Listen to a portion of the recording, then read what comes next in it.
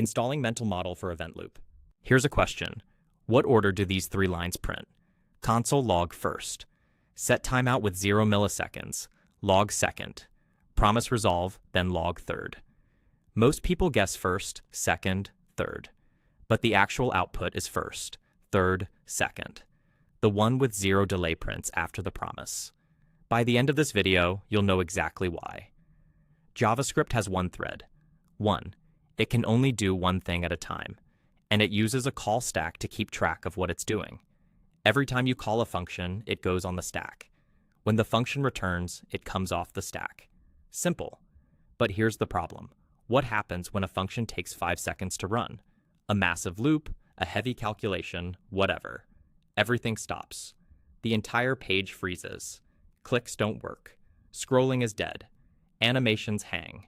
Because JavaScript can't do anything else until that function comes off the stack. The UI thread is frozen. One slow function, and the whole experience is broken. So how does JavaScript handle thousands of concurrent operations with just one thread? It doesn't. Not alone. JavaScript, the language, is single-threaded, but it doesn't run alone. It runs inside a runtime, and the runtime gives it superpowers. The browser provides web APIs, timers, network requests, DOM events. These aren't part of the JavaScript language. They're provided by the runtime environment. When you call setTimeout, JavaScript doesn't sit there counting milliseconds. It hands the timer to the browser and moves on. The call stack is free. JavaScript keeps executing the next line of code. Meanwhile, the browser counts down independently. When the timer fires, the callback doesn't jump straight onto the call stack. That would be chaos. Instead, it enters a waiting room, the task queue. And now, here's the star of the show, the event loop. The event loop watches the call stack and the task queue. When the call stack is empty, it grabs the next callback from the task queue and pushes it onto the stack. Check if the stack is empty. If yes, dequeue, push, repeat, forever. But that's not the full story.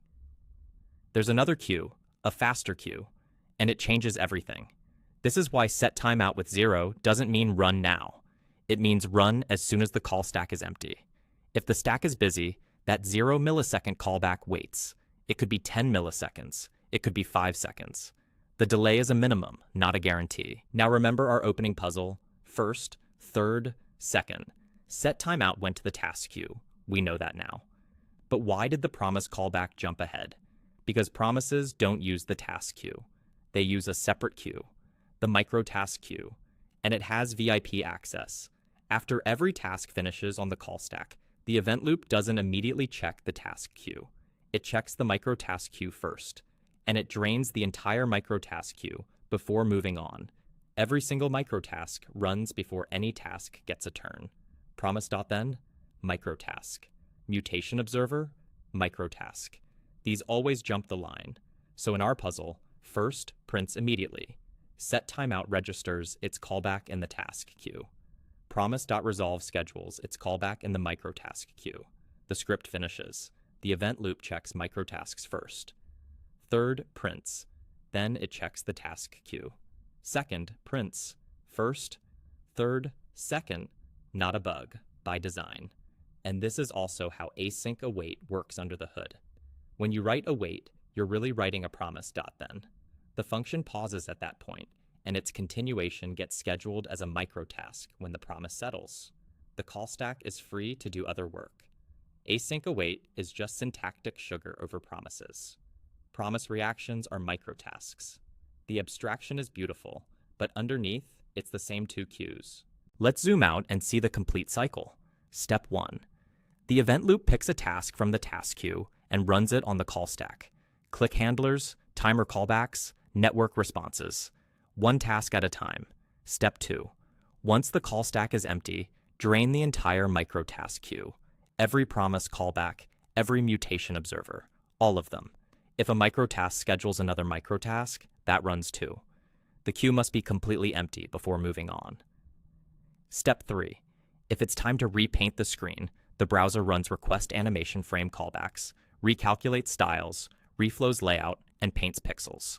This usually happens around 60 times per second, but only between tasks, never in the middle of a microtask drain. Then back to step 1, Pick the next task. Repeat forever. This is the full event loop. Tasks, microtasks, render, tasks, microtasks, render. And now you can predict most async behavior. Let's test it. Here's a challenge. Console log A, setTimeout, log B, Promise.resolve, then a log C, request animation frame, log D, Promise.resolve, then log E. Console log F. What's the order? A and F print immediately. They're synchronous. C and E are microtasks. They drain next. Then B and D fire. B is a task. D is a request animation frame callback that runs at the next paint. In practice, you'll almost always see A, F, C, E, B, D. If you got that right, you understand the event loop. Not as a vague concept, as a mental model you can reason with.